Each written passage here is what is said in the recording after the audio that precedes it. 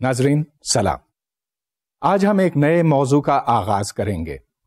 گرمی، حرارت اور توانائی اگلے 3 لیکچرز تک ہماری توجہ کا مرکز بنیں گی.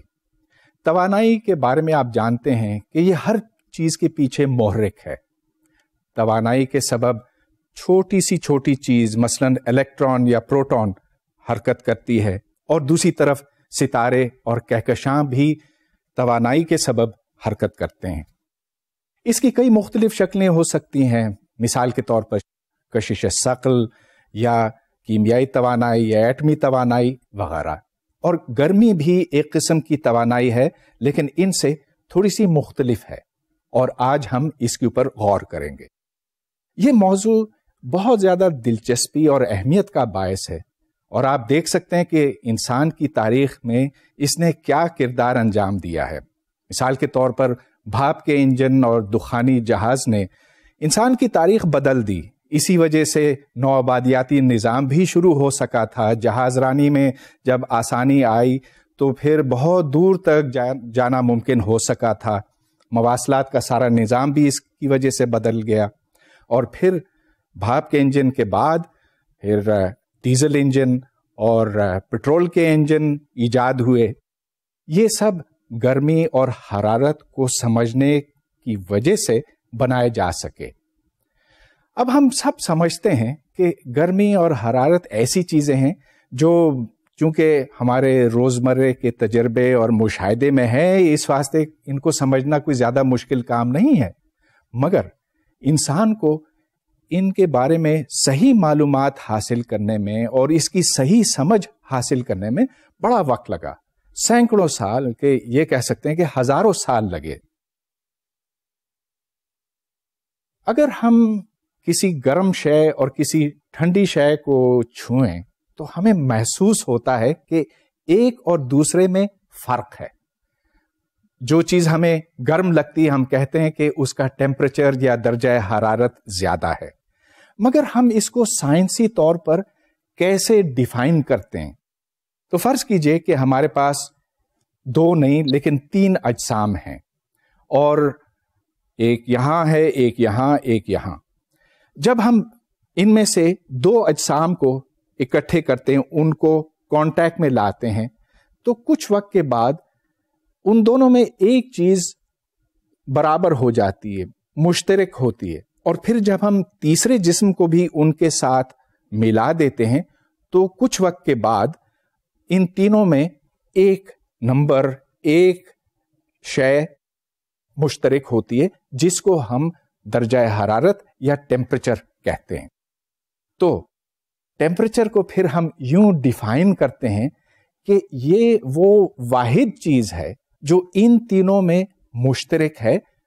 اور اگرچہ یہ پہلے اس میں اور اس میں مختلف ہو سکتی تھی، لیکن جب ان کو ساتھ لایا گیا اور ان میں ایک کمیونیکیشن پیدا ہوئی تو پھر یہ برابر ہو گئی ان تینوں میں.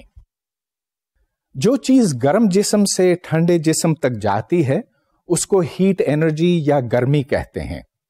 جب دونوں اجسام کا درجہ حرارت برابر ہو جاتا ہے تو پھر ایک حرارتی توازن یا تھرموڈائنامک ایکویلیبریم پیدا ہوتا ہے. اس کا مطلب یہ کہ جتنی گرمی ادھر سے ادھر جاتی ہے اتنی ہی گرمی یہاں سے یہاں آتی ہے. تو ایکویلیبریم یا ٹھہراؤ کا مطلب یہ ہے کہ کوئی چیز بدلتی نہیں ہے اور درجہ حرارت ایسی صورت میں دونوں جگہ برابر ہو جاتا ہے. اب میں نے درجہ حرارت کا لفظ تو استعمال کیا ہے، لیکن اب سوال یہ پیدا ہوتا ہے کہ ہم اسے ناپے کیسے؟ یاد رہے کہ فزکس میں وہی چیز معنی رکھتی ہے جس کو ہم ناپ سکتے ہیں، اور اس سے پہلے اس کو ہم اچھی طرح سے ڈیفائن کر سکتے ہیں. درجہ حرارت معلوم کرنے کا ایک طریقہ یہ ہو سکتا ہے کہ آپ کسی گرم چیز کا رنگ دیکھیں. تو مثال کے طور پر ویلڈنگ کی اس دکان میں کسی لوہے کے ٹکڑے کو گرم کیا جا رہا ہے، اور جیسے جیسے یہ زیادہ گرم ہوتا ہے ویسے ویسے اس کا رنگ تبدیل ہوتا ہے. جب یہ ہلکا گرم ہوتا ہے تو اس کا رنگ کچھ پیلے کی طرف مائل ہے، لیکن جیسے جیسے یہ اور زیادہ گرم ہوتا ہے ویسے ویسے یہ سفید ہوتا جاتا ہے. تو یہ ایک طریقہ ہے جس سے ویلڈنگ والے یا لوہار معلوم کرتے ہیں کہ لوہے کے ٹکڑے کا درجہ حرارت کتنا ہے. درجہ حرارت معلوم کرنے کا یہ ایک طریقہ تو ضرور ہے اور یہ خاصا ایکوریٹ بھی ہو سکتا، اور بعض دفعہ اس کی ضرورت یوں پڑ سکتی ہے کہ ہم جس شے کا درجہ حرارت ناپنا چاہتے ہیں وہ ہم سے بہت دور ہے. مثال کے طور پر سورج تک تو ہم نہیں پہنچ سکتے، لیکن سورج کا رنگ دیکھ کر اور پھر اس سے جو شعاعیں آتی ہیں ان کا تجزیہ کر کے ہم یہ جان سکتے ہیں کہ وہاں سطح پر درجہ حرارت کتنا ہے. مگر گرمی پہنچانے سے اشیاء کے اندر طرح طرح کی تبدیلیاں آتی ہیں، صرف رنگ کی نہیں. مثال کے طور پر بیشتر اشیاء اس طرح کی ہیں کہ جب ان کا درجہ حرارت بڑھتا ہے تو ان کی لمبائی یا ان کا حجم بڑھتا ہے. تو یہ وہ اصول ہے جو ہم تھرمومیٹر یا حرارت پیما میں استعمال کرتے ہیں. تو یہاں دیکھیے نیچے الکوہول ہے، اور جب الکوہول گرم ہوتا ہے تو اس کا حجم بڑھتا ہے، اور یہاں اندر ایک پتلی نالی ہے، اس نالی سے یہ اوپر اٹھتا ہے. یہاں جتنا زیادہ ٹیمپریچر ہوگا اتنی ہی زیادہ ایکسپینشن ہوگی، اور اسی حساب سے یہ دھار اوپر کی طرف جائے گی. تو چلیے یہ دیکھتے ہیں کہ اگر اس تھرمومیٹر کو کسی گرم چیز یا کسی ٹھنڈی چیز کے ساتھ رکھا گیا تو اس کے اوپر کیا اثر پڑتا ہے.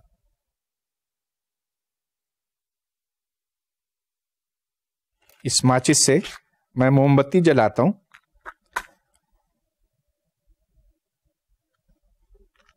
اور موم بتی کے اوپریلے حصے پر درجہ حرارت کافی زیادہ ہوگا. چلیے اس کا اندازہ اب ہم یہاں لگاتے ہیں. اس وقت تھرمومیٹر ٹھیک موم بتی کے اوپر ہے، اور آپ یہ دیکھ رہے ہیں کہ درجہ حرارت کس تیزی سے بڑھتا جا رہا ہے. اب یہ تقریباً 90 پہ پہنچا ہے، اور اب یہ 100 پر پہنچ چکا ہے. اب میں اس کو ٹھنڈے پانی میں ڈالوں گا.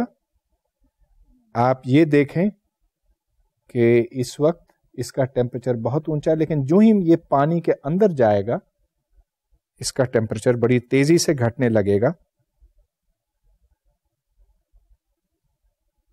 اور کم ہوتے ہوتے یہ بالآخر 0 پر آ کر پہنچے گا.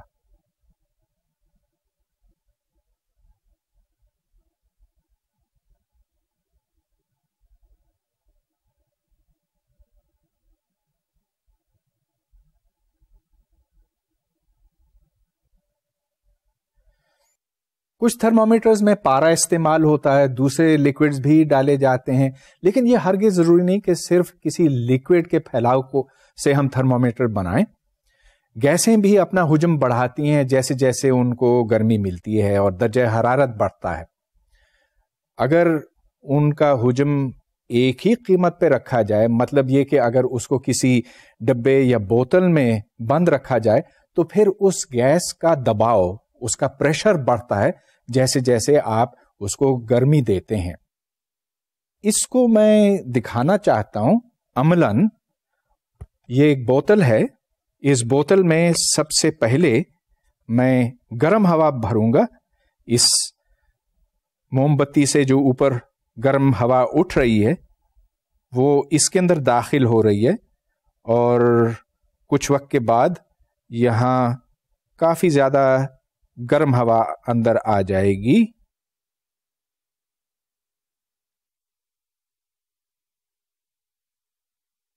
پھر میں اس کو بند کر کے یوں ٹھنڈے پانی میں ڈالوں گا، اور اس کے اوپر ایک وزن رکھتا ہوں تاکہ یہ اوپر نہ اٹھے.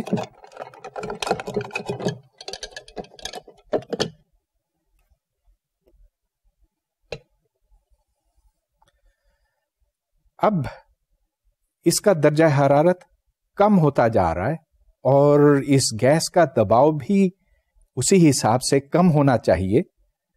P is proportional to T، یہ بوائلز لا کہلاتا ہے. تو اگر آپ والیوم کو فکسڈ رکھیں تو پھر pressure is proportional to T. اگر ٹی بڑھتا ہے تو پریشر بھی بڑھتا ہے, اور اگر ٹی گھٹتا ہے تو پریشر کم ہوتا. چلیے اب کچھ وقت گزر گیا ہے اور اس میں جو گیس ہے وہ ٹھنڈی ہو چکی ہوگی. دیکھتے ہیں کہ اس بوتل کے اوپر کیا اثر پڑا.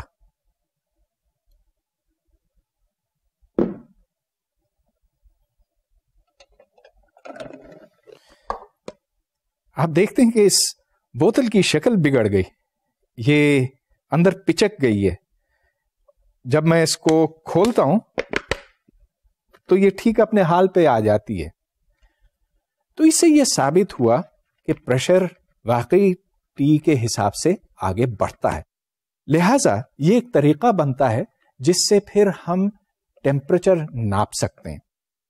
آپ کے سامنے کانسٹنٹ والیوم گیس تھرمومیٹر کا ڈائیگرام موجود ہے اور اس میں گیس کا ٹیمپریچر ناپا جا رہا ہے. گیس کا جیسے ہی درجہ حرارت بڑھتا ہے تو گیس پھیلنے کی کوشش کرتی ہے, لیکن اس کے والیوم کو کانسٹنٹ رکھا جاتا ہے سیدھے ہاتھ کے ٹیوب کو اوپر یا نیچے کر کے. اس میں جو لکوڈ ہے, خواہ وہ مرکیوری ہو یا کوئی اور, دباؤ ڈالتی ہے گیس کے اوپر. چنانچہ اگر ہم اس کے والیوم کو کانسٹنٹ رکھیں تو پھر یہ ایک ریفرنس لیول فراہم کرتا ہے اور گیس کا پریشر بنتا ہے density of the liquid rho into g which is acceleration due to gravity into the height h. اگر ہم ٹیمپریچر بڑھائیں تو پریشر بڑھتا ہے, اور یہاں پر آپ دیکھ رہے ہیں کہ ایک اسٹریٹ لائن بنتی ہے 0 سے 100 ڈگریز سینٹی گریڈ تک. So the pressure is proportional to the temperature. چنانچہ اگر آپ پریشر ناپیں ایچ معلوم کر کے تو پریشر کے حساب سے ٹیمپریچر کی قیمت آپ کو پتہ چلتی ہے. اب مزے کی بات یہ ہے کہ آپ اس میں طرح طرح کے گیسز ڈال سکتے ہیں اور آپ ان کے ٹیمپریچرز کو بڑھا سکتے ہیں یا گھٹا سکتے ہیں. ایک حد سے زیادہ آپ اس کو کم نہیں کر سکتے, اس واسطے کہ پھر گیس لکوڈ بن جاتی. مثال کے طور پر اگر اس میں بھاپ ہے تو پھر بھاپ پانی بن جاتا ہے, یا اگر کوئی سا بھی لکوڈ ہو تو وہ بالآخر جمنے لگتا ہے. لیکن اگر آپ اس کا سلوپ لیں گیس نمبر 1 کا یا گیس نمبر 2 یا گیس نمبر 3 کا, اور اس لائن کو پیچھے کھینچتے چلے جائیں, اس ڈائیگرام میں آپ کو نظر آتا ہے کہ تینوں گیسوں کی لائنیں ایک ہی نقطے پر جا کر ملتی ہیں, اور وہ نقطہ -273.15 ڈگریز سینٹی گریڈ پر ہے. اب یہ بتانا باقی ہے کہ ڈگری سینٹی گریڈ کس طرح سے ڈیفائن ہوتا. سینٹی گریڈ, فارنہائٹ اور کیلون, یہ 3 مختلف سکیلز ہیں, اور ان کے علاوہ بھی اور سکیلز ہیں, مگر یہی سکیلز ہیں جو زیادہ استعمال ہوتے ہیں. سینٹی گریڈ سکیل میں ہم پانی کو ایک ریفرنس لیتے ہیں. یہ ایک بڑی معقول بات بنتی ہے کیونکہ دنیا میں پانی ہر جگہ موجود ہے اور اس کی مقدار اتنی زیادہ ہے. چنانچہ ڈگری سینٹی گریڈ کو ہم پانی کے حساب سے ڈیفائن کرتے ہیں. ٹیمپریچر سکیل کے ڈائیگرام میں آپ دیکھتے ہیں کہ پانی 0 ڈگریز سینٹی گریڈ پر جمتا ہے اور 273 ڈگریز کیلوین پہ جمتا ہے. فارنہائٹ میں اس کی قیمت 32 ہے, اور اسی طرح پانی ابلتا ہے 100 ڈگری سینٹی گریڈ پہ یا 373 ڈگریز کیلوین پہ یا 212 ڈگریز فارنہائٹ پہ. یونٹس کو تبدیل کرنا بہت آسان کام ہے. مثال کے طور پر اگر 100 ڈگریز سینٹی گریڈ ہے تو اس میں آپ 273 ڈگریز کا اضافہ کریں تو ڈگریز کیلوین مل جاتا ہے, اور اسی طرح سینٹی گریڈ سے فارنہائٹ یا فارنہائٹ سے سینٹی گریڈ جانا آسان ہے. یہ یاد رہے کہ 32 degrees Fahrenheit 0 degrees centi grade ہے اور 212 degrees Fahrenheit 100 degrees centi grade ہے. تو اس کا فارمولا آپ کے سامنے ہے, آپ ایک یونٹ سے دوسرے یونٹس میں بڑی آسانی سے جا سکتے ہیں. اب میں نے آپ کو یہ تو بتایا کہ ایک ٹیمپریچر ہے جس سے آپ نیچے نہیں جا سکتے, لیکن میکسیمم ٹیمپریچر ہماری کائنات میں, ہماری دنیا میں کتنا ہے اور یہ کہاں پایا جاتا. اگر آپ ستاروں کے اندر جائیں تو ستاروں میں کوئی 10 ملین ڈگریز کیلوین یا 10 ملین ڈگریز سینٹی گریڈ، یاد رہے ان میں صرف کوئی 270 ڈگریز سینٹی گریڈ کا فرق ہے، اتنا ٹیمپریچر آپ کو وہاں پر ملتا ہے. سورج کی سطح پر یا کسی ستارے کی سطح پر 5000 سے لے کر 25,000 یا 50,000 ڈگریز کیلوین تک کا درجہ حرارت ہوتا ہے. اس سے زیادہ، میرا مطلب یہ کہ ستاروں کے اندر درجہ حرارت سے زیادہ ٹیمپریچر ہائیڈروجن بام میں ہے، جس میں بآسانی 100 ملین ڈگریز کے پروڈیوس ہوتا ہے.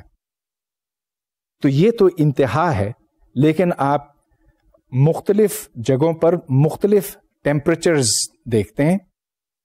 1000 ڈگری سینٹی گریڈ پر پیتل پگھل جاتا ہے. اگر آپ 0 ڈگریز سے نیچے آئیں تو مختلف گیسیں ہیں جو لیکویفائی ہوتی ہیں، لیکوڈ نائٹروجن، لیکوڈ ہائیڈروجن، پھر لیکوڈ ہیلیم. اور جو سب سے کم ٹیمپریچر آج تک دنیا میں پیدا کیا گیا ہے وہ لگ بھگ 10⁻⁻7 ڈگریز کے ہے، جس کا مطلب یہ کہ 0.000001 ڈگریز کیلوین. اس سے نیچے ابھی تک تو نہیں جایا جا سکا ہے، لیکن 0 کے قریب آپ جا سکتے ہیں. نیگیٹو ٹیمپریچر کے کوئی معنی نہیں ہے. اب آپ یہ سوال کر سکتے ہیں کہ اتنے کم ٹیمپریچر پر کیسے پہنچا گیا؟ وہ ایک کرائیوجینک ریفریجریٹر کی مدد سے پیدا ہوتا ہے. اب تک بات ٹیمپریچر کی پیمائش کی اوپر ہوئی ہے، اور میں نے آپ کو بتایا کہ جب کسی شے کو گرم کرتے ہیں تو اس کا جب رنگ بدلتا ہے اس سے ہم معلوم کر سکتے ہیں کہ اس کا درجہ حرارت کتنا ہے. یا پھر جب گرمی پہنچاتے ہیں اور کوئی چیز پھیلتی ہے یا گیس میں دباؤ بڑھتا ہے، وہاں سے ہم درجہ حرارت معلوم کرتے ہیں. اس کے علاوہ کچھ اور فزیکل پراپرٹیز ہیں جو تبدیل ہوتی ہیں گرمی پہنچانے سے. مثال کے طور پر اگر آپ کسی تار کو گرم کریں تو اس کی کنڈکٹیوٹی کم ہو جاتی ہے، گویا کہ اس کی ریزسٹیوٹی بڑھ جاتی ہے، اور یوں ہم معلوم کر سکتے ہیں کہ اس تار کا درجہ حرارت کتنا ہے. تو یہ بھی ایک تھرمومیٹرک پراپرٹی ہے، گویا کہ یہ ایک ایسی چیز ہے جس کو ناپ کر ہم ٹیمپریچر معلوم کر سکتے ہیں. مگر میں اب اس موضوع سے ہٹ کر یہ سوال کرنا چاہتا ہوں دوبارہ سے کہ گرمی کی حقیقت کیا ہے؟ اس تاریخی تجربے نے ثابت کیا کہ گرمی دراصل توانائی ہے اور یہ کام کرنے سے پیدا ہوتی ہے. یہاں آپ دیکھ رہے ہیں کہ ایک وزن اوپر سے نیچے گرتا ہے، یہ رسی سے بندھا ہوا ہے اور یہ ایک پلی کے اوپر سے گزرتا ہوا ایک پیڈل کو گھماتا ہے.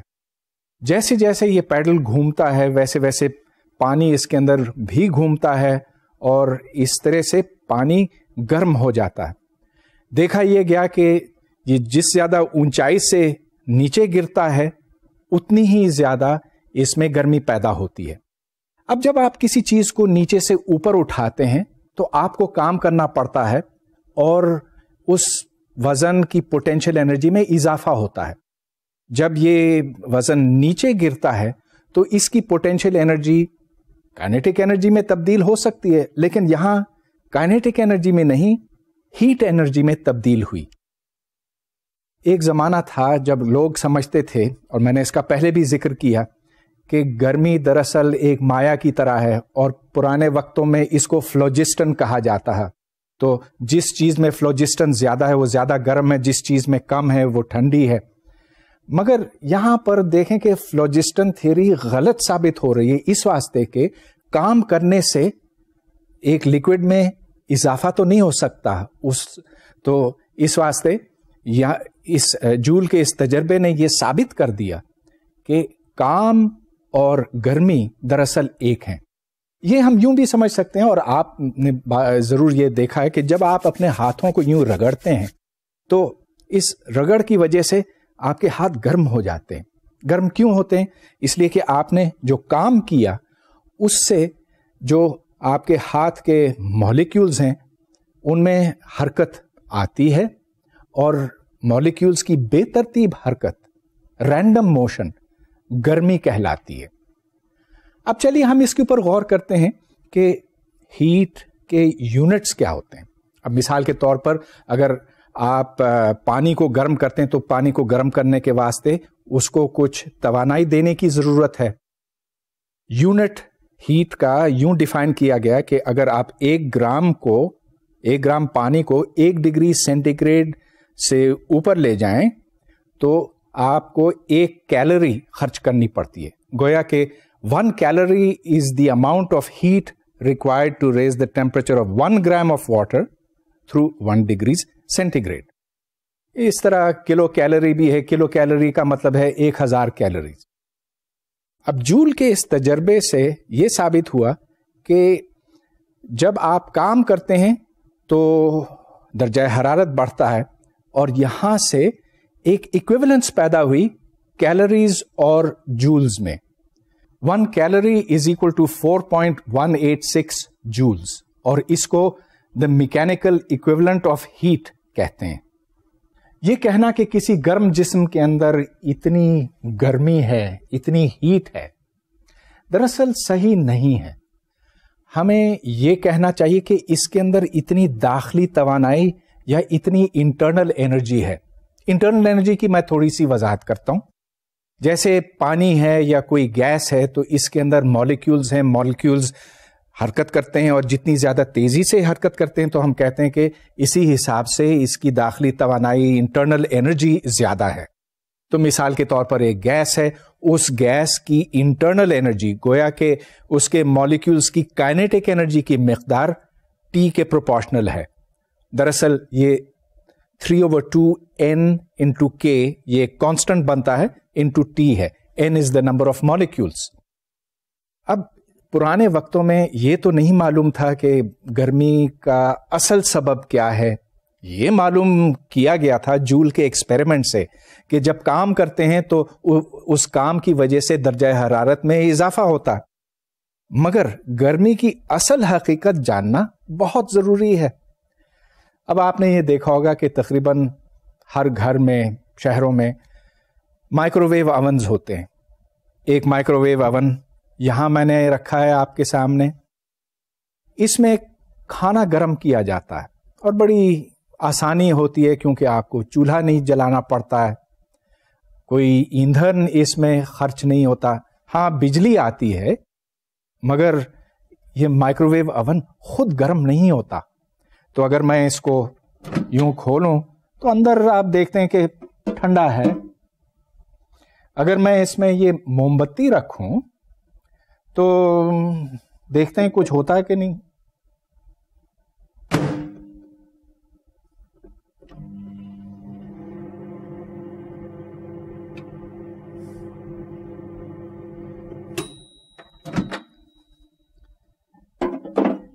یہ موم بتی تو ٹھنڈی ہے، کوئی اس میں فرق نہیں پڑا. البتہ جب میں اس میں پانی کا یہ گلاس ڈالتا ہوں، اس وقت تو تھوڑا سا پانی ہے اس میں، زیادہ نہیں تاکہ جلدی گرم ہو جائے. یہ میں رکھتا ہوں ساتھ. چلیے موم بتی دوبارہ رکھ لیتا ہوں اور اسے دوبارہ شروع کرتا ہوں. اب آپ یہ دیکھیں گے کہ پانی گرم ہو جائے گا، موم بتی ویسی ہی ٹھنڈی رہے گی. یہ کتنی کمال کی بات ہے کہ ایک ٹھنڈے اوون میں ایک چیز تو ٹھنڈی رہتی ہے، دوسری چیز تیز گرم ہو جاتی ہے. یہ تجربہ تو آپ خود بھی کر کے دیکھ سکتے ہیں.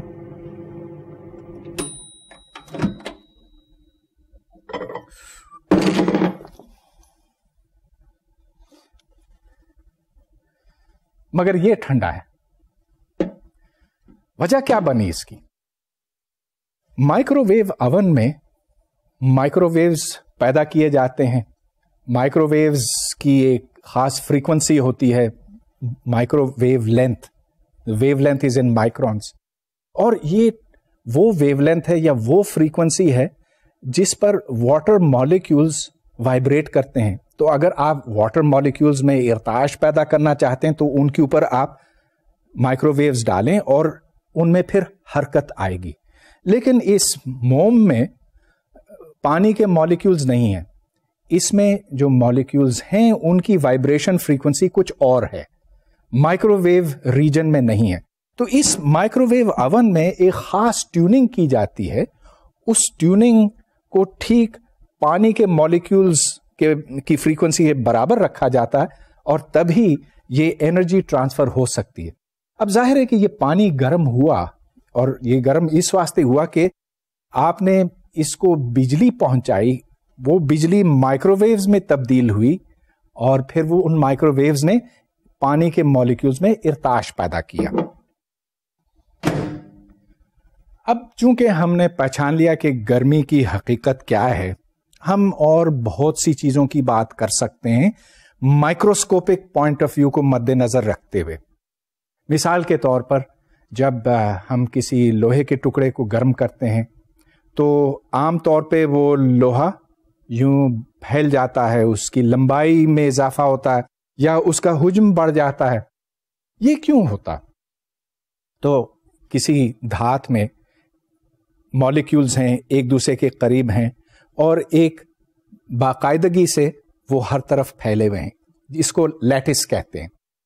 جب ہم اس میں گرمی ڈالتے ہیں, جس کا مطلب یہ ہے کہ توانائی ڈالتے ہیں, تو ارتعاش میں اضافہ ہوتا ہے, وائبریشنز زیادہ ہوتے ہیں اور عموماً یہ پھیل جاتا ہے, حجم بڑھ جاتا ہے. اب چلیے ہم اس کو میتھمیٹکلی دیکھتے ہیں. تو اگر ہم نے اس کو بہت زیادہ گرم نہیں کیا, ظاہر ہے کہ اگر ہم بہت زیادہ گرم کریں گے تو جس چیز کو بھی ہم کریں گے اس کی حالت بدل جائے گی. لوہا ہے تو پگھل جائے گا, بشرطے کہ ہم بہت زیادہ نہ کریں. تو جو لمبائی میں اضافہ ہوگا اس کو آپ ڈیلٹا ایل کہیں.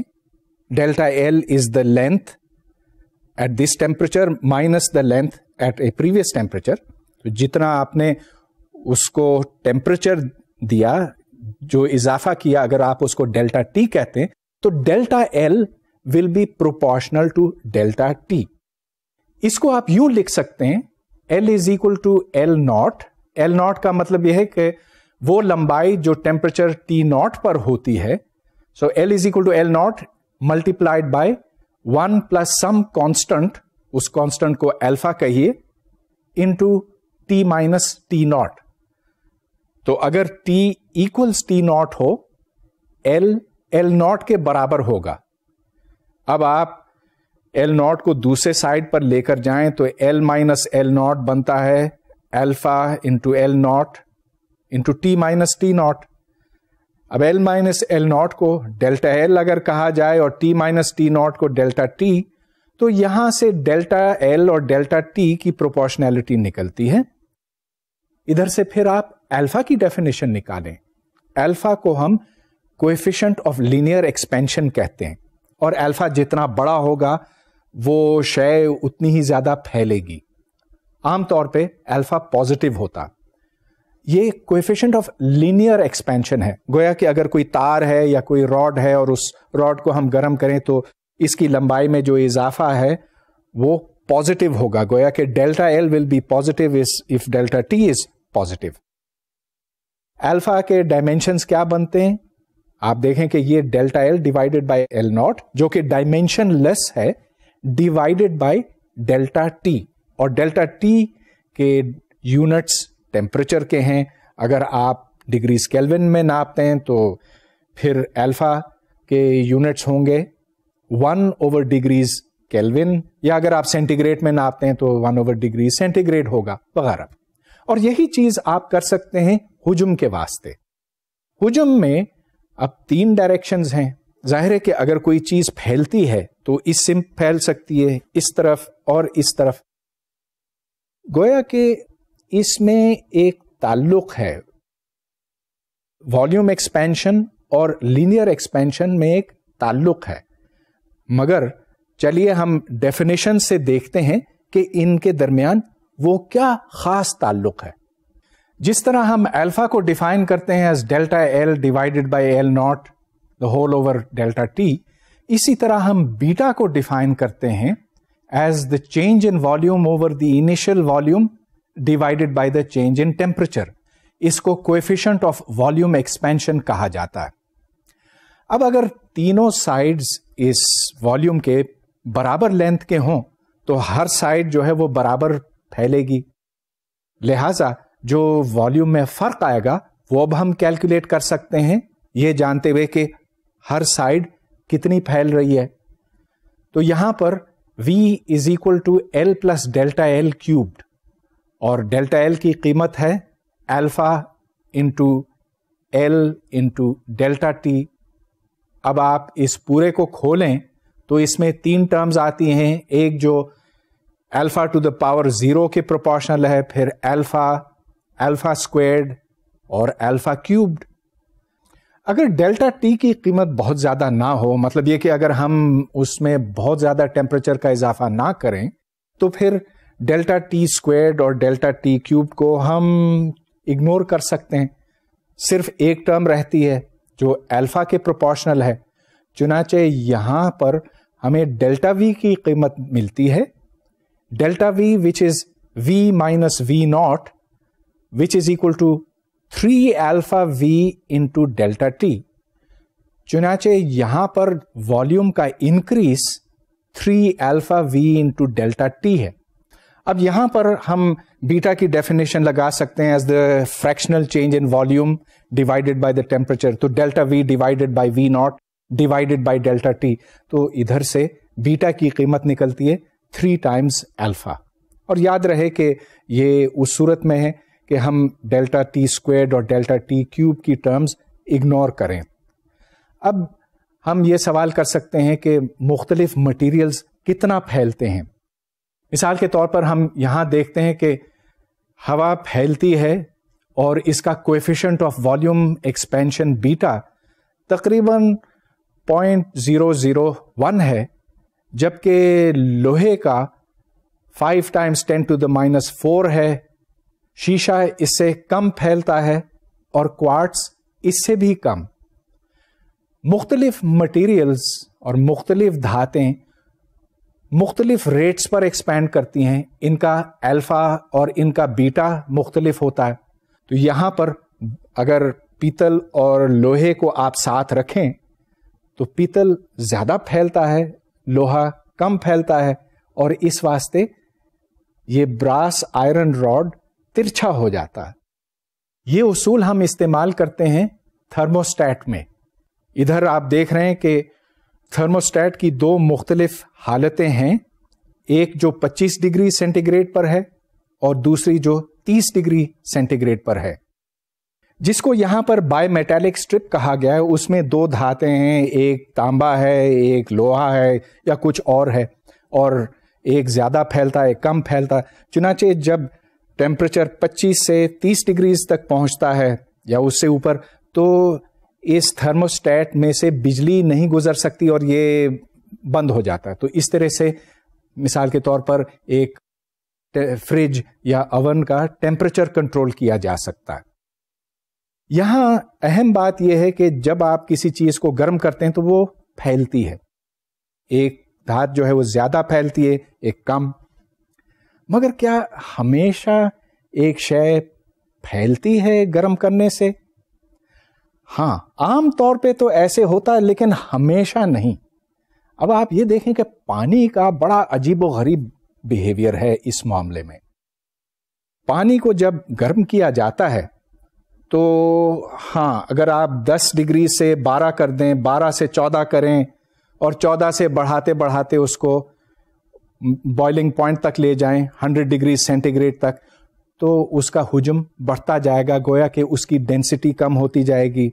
پھر 100 ڈگری کے بعد تو بہت زبردست اضافہ ہوگا حجم میں, جب وہ تبدیل ہو جائے گا بخارات میں. مگر بڑی دلچسپ بات یہ ہے کہ اگر پانی کا درجہ حرارت 4 ڈگری سے کم ہو, 0 اور 4 ڈگریز کے درمیان ہو, تو ادھر حساب بالکل الٹا ہو جاتا ہے. اس گراف میں آپ دیکھتے ہیں کہ جیسے جیسے ٹیمپریچر بڑھتا ہے 0 ڈگری سے لے کر 4 ڈگریز تک, ویسے ویسے پانی بھاری ہوتا جاتا ہے, یعنی کہ یہ زیادہ کثیف ہوتا جاتا ہے. اب یہ کیوں ہوتا ہے اس کا کوئی سادہ جواب نہیں, مگر یہ یاد رکھیں کہ گرمی کا مطلب کیا ہے؟ حرکت, ایٹمز اور مالیکیولز کی حرکت.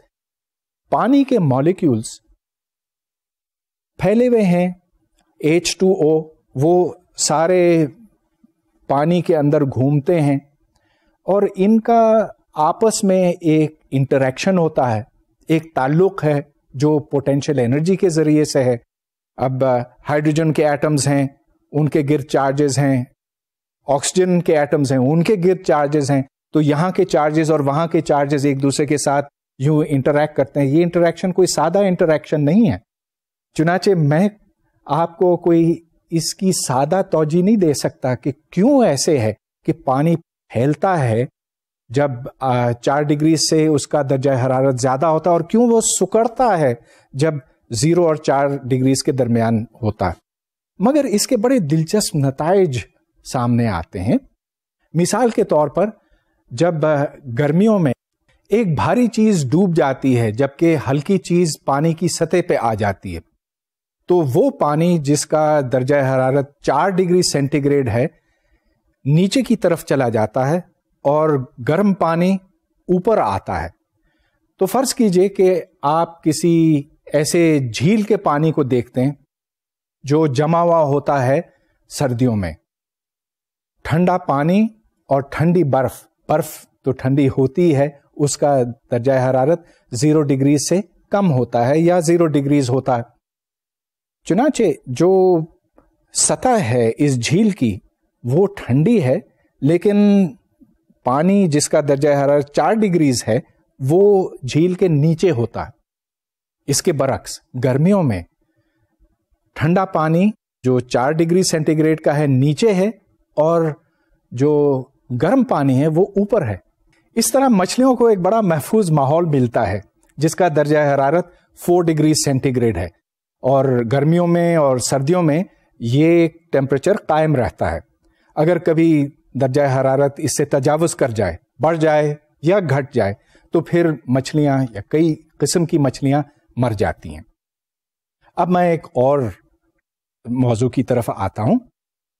میں نے مٹیریلز کے بارے میں آپ کو کچھ پراپرٹیز بتائیں، مثلا یہ کہ ان کی کنڈکٹیوٹی یا ریزسٹیوٹی بڑھ جاتی ہے یا گھٹ جاتی ہے ٹیمپریچر تبدیل کرنے سے، یا یہ کہ وہ پھیل جاتے ہیں، سکڑ جاتے ہیں ٹیمپریچر بدلنے سے.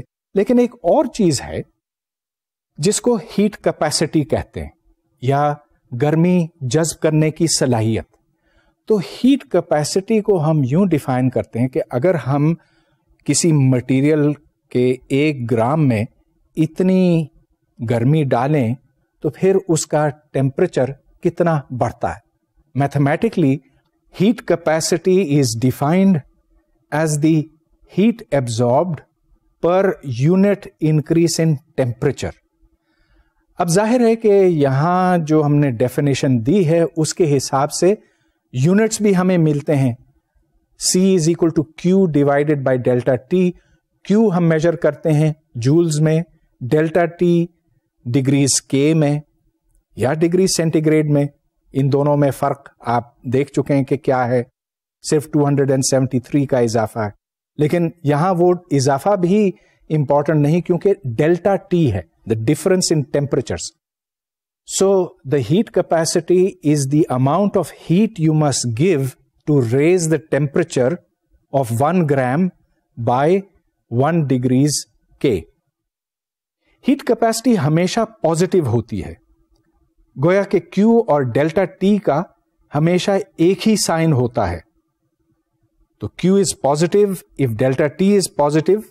Q پازیٹیو ہونے کا مطلب یہ کہ ہم گرمی کسی سسٹم کے اندر ڈالتے ہیں، اور Q نیگیٹو کا یہ کہ اس میں سے ہم نکالتے ہیں.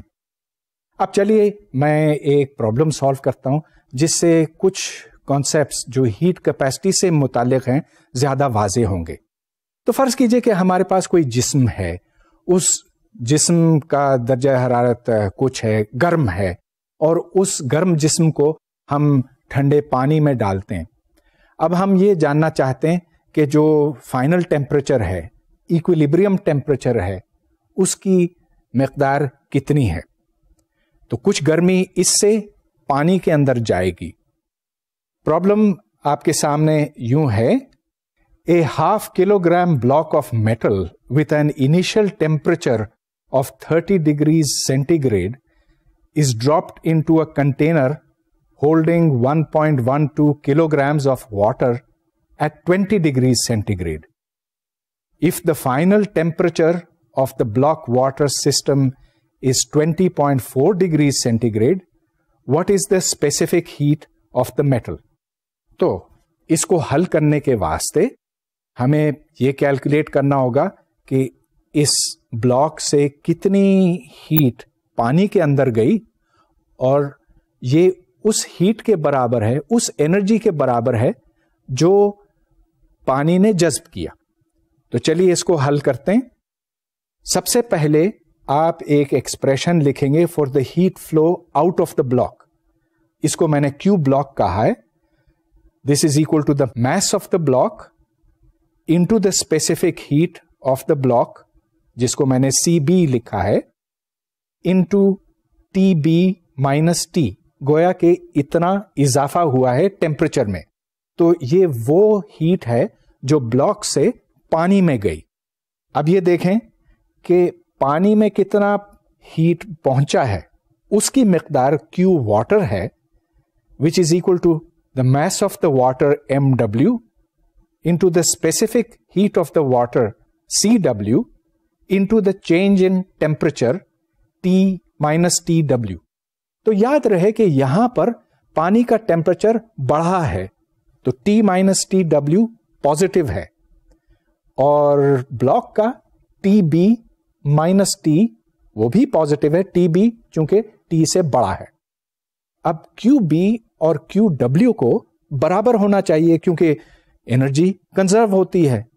جتنی انرجی بلاک نے پہنچائی پانی کو, پانی نے اتنا ہی جذب کیا اور ٹوٹل انرجی نہیں تبدیل ہوئی. چنانچہ Q block is equal to Q water. تو آپ دونوں کو برابر کر دیں.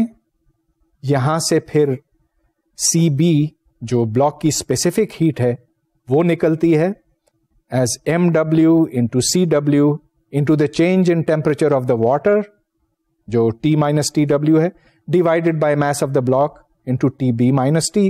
اب اس میں صرف کچھ نمبرز ڈالنا باقی ہے اور جو اس کا نتیجہ آپ کے سامنے نکلتا ہے that is 391 jewels per kilo gram per degrees کے. تو یہاں ہم نے اس بلاک کی اسپیسیفک ہیٹ نکال دی, گویا کہ اس مٹیریل کی اسپیسیفک ہیٹ نکالی. اس طرح سے ہم مختلف مٹیریلز کی اسپیسیفک ہیٹس نکال سکتے ہیں, اور یہ ٹیبل اب آپ کے سامنے ہے جس سے پتہ چلتا ہے کہ مختلف مٹیریلز کی کیا ویلیوز ہوتی ہیں. اس ٹیبل میں مختلف اسپیسیفک ہیٹس بتلائے گئے ہیں ایٹماسفیئرک پریشر کے اوپر.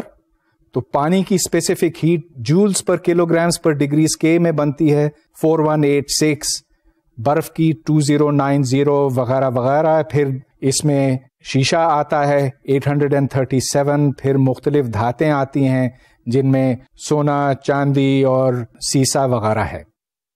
اسپیسیفک ہیٹ ایک مٹیریل کی پراپرٹی ہوتی ہے جو یہ بتاتی ہے کہ اس مٹیریل میں گرمی جذب کرنے کی کتنی صلاحیت ہے, ہیٹ کیپیسٹی کتنی ہے, اور یہ اس کے انٹرنل ڈائنامکس کے اوپر منحصر ہے. جس طرح سے ایٹمز اور مالیکیولز آپس میں جڑے ہوئے ہیں کسی مٹیریل کے اندر, وہ طے کرتا ہے کہ اس میں ہیٹ کیپیسٹی زیادہ ہوگی یا کم ہوگی.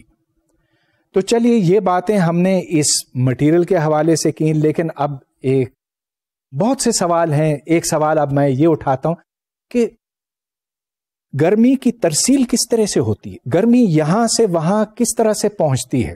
اس کے 3 بنیادی رستے ہو سکتے ہیں. ایک جس کو کنڈکشن کہتے ہیں. تو کنڈکشن میں یہ ہوتا ہے کہ مثال کے طور پر کوئی مٹیریل ہے, کوئی میٹل ہے, یہاں اگر آپ گرمی پہنچاتے ہیں تو ایٹمز آپس میں یوں وائبریٹ کرتے ہیں, ایک دوسرے سے ٹکراتے ہیں, اور ٹکراتے ٹکراتے ٹکراتے یہ اپنی جنبش, اپنے ارتعاش کو ٹرانسمٹ کرتے ہیں اس جگہ سے اس جگہ تک. اس کو کنڈکشن کہتے ہیں. ایک اور رستہ ہو سکتا ہے جس سے گرمی یہاں سے یہاں پہنچ سکتی ہے, اس کو کنویکشن کہتے ہیں.